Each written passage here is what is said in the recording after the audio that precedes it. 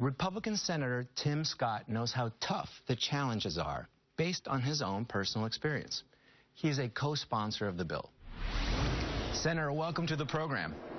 Thank you very much. Thanks for having me as one of your guests. Thank you, sir. And I've been reading about your legislative agenda and several programs that you want to push forward to empower people. You've made the observation that many people have been left behind over the last few years. What's motivating you? What are you trying to achieve? Well, as a kid who grew up in a single-parent household, surrounded by poverty, one of the goals I have is to make sure that we infuse new resources in some of these distressed communities. My legislation creates an opportunity for private sector folks to reinvest some of their profits into distressed communities and defer paying taxes on a part of that profit.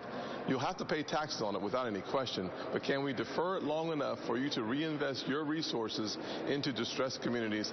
I think we can achieve that goal, bringing billions of dollars into challenging communities to create opportunities for children just like me growing up in those neighborhoods. Can you tell us a little bit about your childhood and your perspective, your unique perspective on some of these problems? Certainly. As a kid who grew up in a single-parent household, my mom worked really hard for a long time, 16 hours a day, 3 days a week, and then 8 hours a day for the other 2 days a week. She was always trying to keep her family moving forward. I had a great model of someone who was working.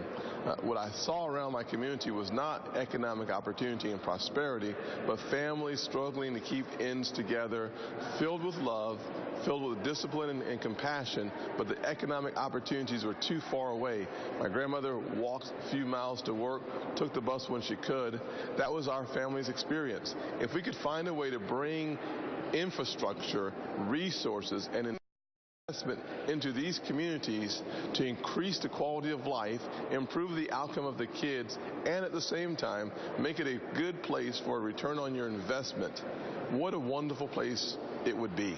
I want that to be the reality for kids like myself growing up in those communities. So this bill that you're co-sponsoring with Senator Cory Booker, and then there's also bipartisan support in the House, what's your expectation? Will it make it through a Congress that has been a little bit contentious? Yeah, we've had a divided Congress for a little while. So I think because it has bicameral and bipartisan support, we can be very optimistic that this legislation over time will find its way to the floor and will become a part of the laws of our country. And the good news of that isn't a legislative victory.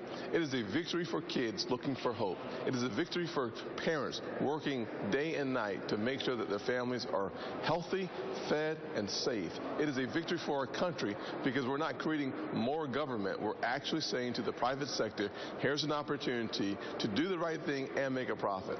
Senator, thank you so much for joining me today. I really appreciate it.